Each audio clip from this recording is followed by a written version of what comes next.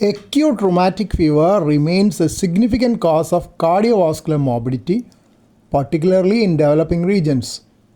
It is an autoimmune multi-system inflammatory response following a group A streptococcal pharyngitis mediated by molecular mimicry between streptococcal M proteins and human host tissues, specifically cardiac myosin and laminin on the surface of walls.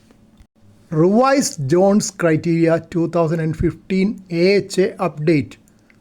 The 2015 revision is the current gold standard, emphasizing the distinction between low risk and moderate to high risk populations.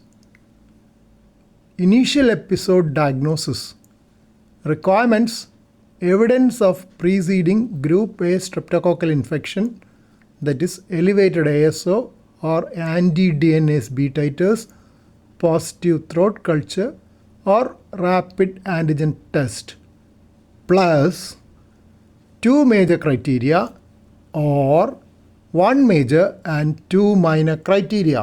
For the diagnosis of recurrent episode of rheumatic fever, requirements: evidence of preceding group A streptococcal infection, that is elevated ASO or anti-DNase B titers, positive throat culture or rapid antigen test, plus 2 major criteria or 1 major plus 2 minor criteria or 3 minor criteria.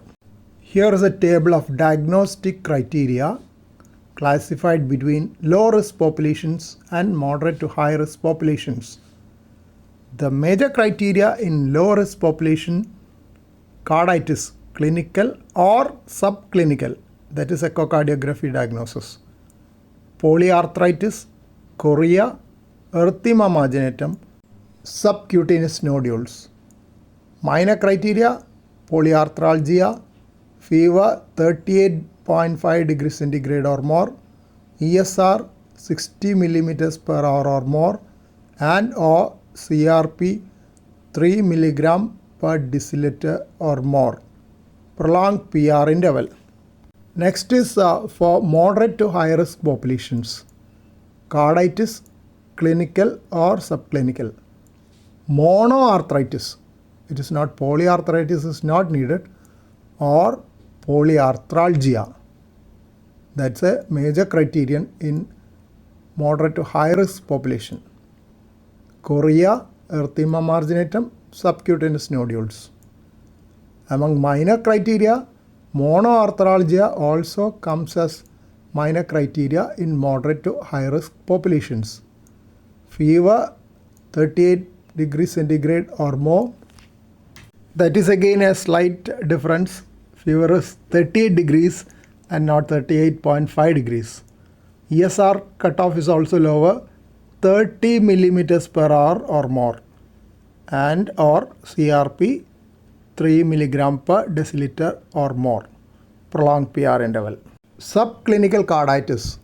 A major shift in the 2015 update was the inclusion of subclinical carditis.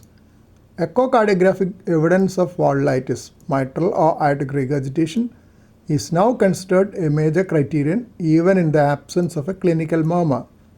Pathological regurgitation criteria for MR seen in at least 2 views: Doppler jet length 2 cm or more, peak velocity more than 3 meter per second, and pansystolic jet.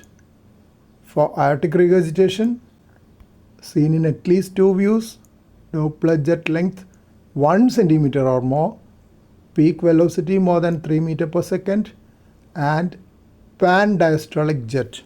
Pseudomonas chorea often presents with a long latent period up to 6 months after the initial streptococcal infection.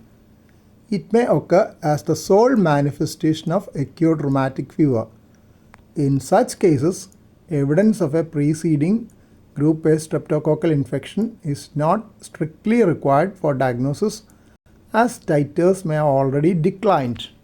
Primary prophylaxis is by immediate treatment of group A streptococcal pharyngitis to prevent the initial attack of acute rheumatic fever.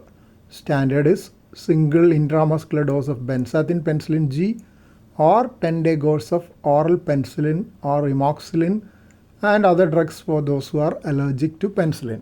Secondary prophylaxis is essential for preventing the progression of chronic rheumatic heart disease. Duration without carditis 5 years or until age 25, whichever is longer. Duration with carditis and no residual rheumatic heart disease 10 years or until age 21, whichever is longer. Duration with persistent rheumatic heart disease 10 years or until age 40, sometimes lifelong if high risk. Anti-inflammatory therapy for acute rheumatic fever. Salicylate high dose aspirin for arthritis. Corticosteroids. Prednisone is generally reserved for severe carditis with heart failure, though its impact on long-term valvular outcomes compared to aspirin remains debated.